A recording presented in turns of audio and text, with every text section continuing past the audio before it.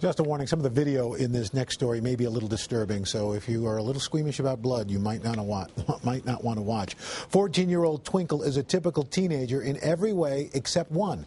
She suffers from a mysterious condition which makes her spontaneously bleed from her eyes, hands, and head.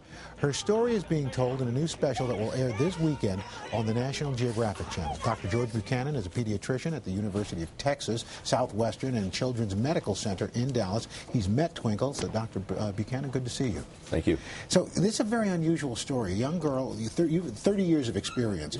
You've treated kids for anemias and blood disorders. Have you ever seen anything like this? Nothing like this before. This was really a first for me.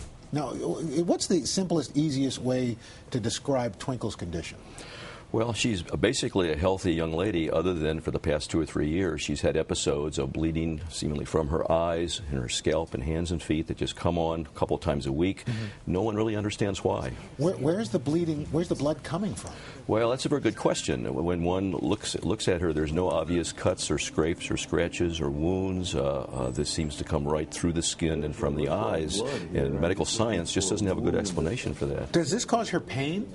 She complains of mild pain from time to time, but it doesn't seem to cause a lot of pain. Now, and how was this condition discovered? How old was she when this started? She was about 11 to 11 and a half when it began. Now, we see you here examining her, and we should note you weren't there when the bleeding actually started.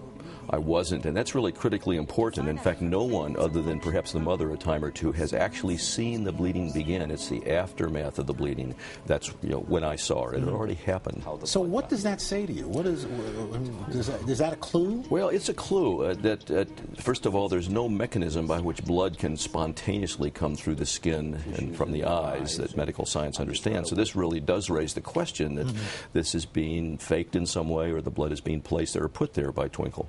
In fact, I was going to ask you, now, you traveled to India to conduct your own testing for this documentary that's going to be on National Geographic. So what are your thoughts?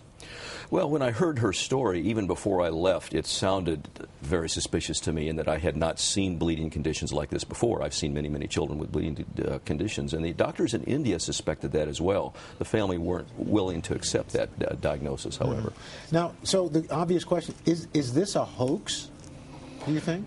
Well, it could well be. Whether a definition of a hoax, I guess. But yes, I think this is something that's been purposely brought on. That is the most likely diagnosis. There's a term called Munchausen syndrome, which is used broadly to define a situation where a person, a patient, brings on illness, induces injury to themselves for a variety of reasons. But at this point, after examining her, you can't tell how. I can't tell how. I don't know where the blood comes from. We did an extensive evaluation, which is shown in the documentary, to try to determine. It seems to be her blood, but where it's coming from is unclear. Do you think her mother's involved in this at all? I think it's possible.